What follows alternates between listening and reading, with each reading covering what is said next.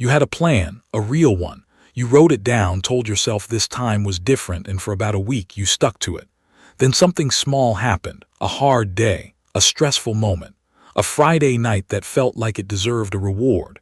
And just like that, the plan quietly collapsed, not with a dramatic decision, just a small, comfortable one. You are not lazy. You are not undisciplined. What you are is human, and your brain is running a program so old and so deeply wired that willpower alone was never going to be enough to override it. The program has a name, and understanding it is the difference between people who build wealth slowly and people who stay exactly where they are while meaning to do better. The name is present bias, and it is not a flaw. It is a feature, one that kept your ancestors alive and is now quietly keeping you broke. Here is how it works. Your brain does not treat the future and the present as equal. It never has. When behavioral economist Richard Thaler and legal scholar Cass Sunstein studied how people make decisions, they found something consistent and startling across income levels, education levels, and cultures. Humans systematically overvalue what is available right now and undervalue what is available later. Not slightly, dramatically.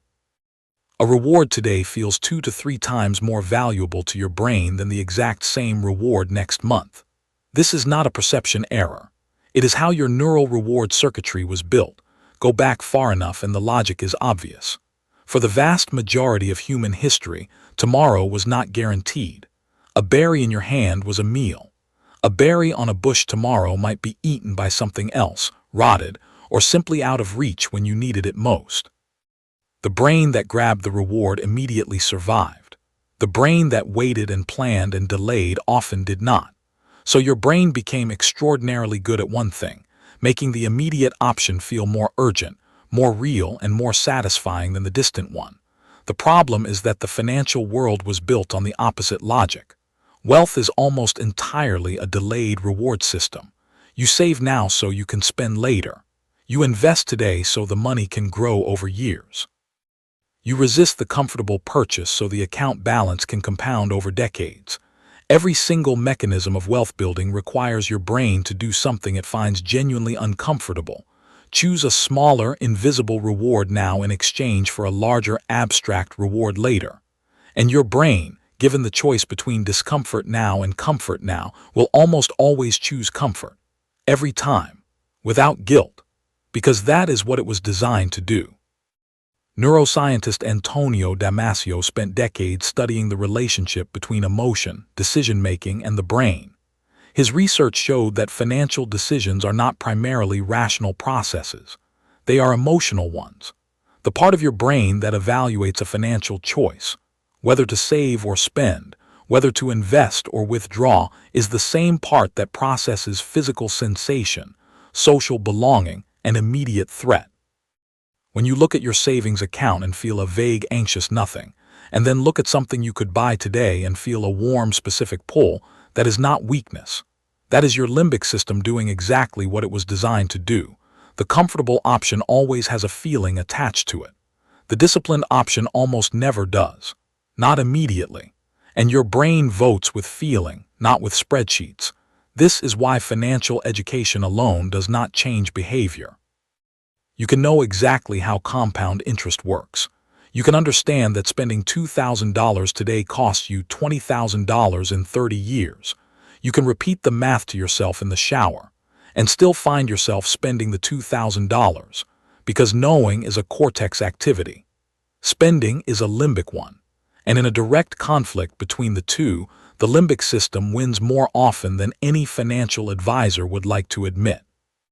Psychologist Walter Mischel demonstrated this tension in one of the most famous experiments in behavioral science. In the Stanford Marshmallow experiment, children were placed in a room with a single marshmallow and told they could eat it now or wait 15 minutes and receive 2 marshmallows. The children who waited, who tolerated the discomfort of delay, went on to show significantly better outcomes in academic performance, financial stability, and stress management decades later. Not because waiting for a marshmallow made them successful, but because the ability to tolerate present discomfort in exchange for future reward is one of the most powerful financial skills a human can develop. And most people never develop it intentionally. They either have it or they do not, unless they understand what they are actually fighting. What you are fighting is not temptation. Temptation is too small a word for it. What you are fighting is a survival mechanism that has been operating in the human brain for 200,000 years. It is fast, automatic, and emotionally fluent in a way your rational mind simply cannot match at full speed. You cannot outthink it in the moment. The research is consistent on this point. People who rely on willpower alone to make better financial decisions fail at higher rates than people who change their environment so that the comfortable option and the disciplined option become the same thing. This is what behavioral economists call choice architecture. The design of your financial environment determines your financial behavior far more than your intentions do. Richard Thaler's Nobel Prize-winning research on nudge theory showed that the default option, the one that requires no decision, no effort, no resistance, is the one most people take. Every time. Automatically. If your paycheck lands in your checking account and spending it is the default, you will spend it. If your paycheck is split at source and a portion goes directly into an investment account before you ever see it, saving becomes the default. The behavior changes not because you became more disciplined, but because the comfortable option is now the right one. Your brain did not change. The architecture did. This is the insight that separates people who understand behavioral finance from people who simply feel guilty about their money habits. The goal is not to become someone who finds saving easy. The goal is to build a system where saving requires less of the willpower your brain cannot reliably produce on demand. Automate the transfer. Raise the friction on the impulse purchase. Put the investment account somewhere slightly harder to access. Make the comfortable path and the wealthy path point in the same direction. But here is where most people get stuck. They know they need better architecture. They just do not know where their current architecture is breaking down. Which specific pattern is costing them the most? Which trap is running loudest in the background of their financial decisions? That is exactly why I put together the free financial bias checklist. 10 psychological traps that are most likely sabotaging your wealth right now, mapped out on a single page. Things like the perfect timing trap, waiting for conditions to feel safe enough before you start investing or saving, so the starting never actually happens. The panic trap, selling or withdrawing during a market dip driven by fear rather than strategy. The knowledge trap, telling yourself you need to learn more before you are ready when the learning has quietly become a substitute for action. You check the ones that feel uncomfortable.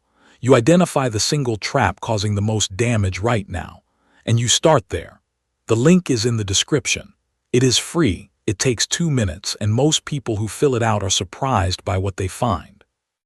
And when you catch yourself choosing comfort over wealth, because you will, because everyone does understand what you are actually watching. You are watching 200,000 years of survival programming activate in real time. You are watching a brain do exactly what brains do. That is not failure. That is information. The question is not why did I do that? The question is what does my environment need to look like so that next time, the comfortable thing and the right thing are the same thing. You had a plan, a real one. And your brain, doing exactly what it was built to do, found the comfortable exit before the plan could take hold. Now you know why. And knowing why is the first step to building something your brain cannot quietly dismantle the next time a Friday night feels like it deserves a reward. The plan does not need more willpower. It needs better architecture. If this video shifted something for you, the next step is simple. Find out which trap is running loudest in your financial life right now. The free financial bias checklist is in the description, 1 page, 10 traps, 2 minutes. Most people are surprised by their score. And if this is the kind of thinking you want every week, subscribe. Drop a comment below and tell me which trap do you think has cost you the most. I read everyone. The next video is already waiting for you.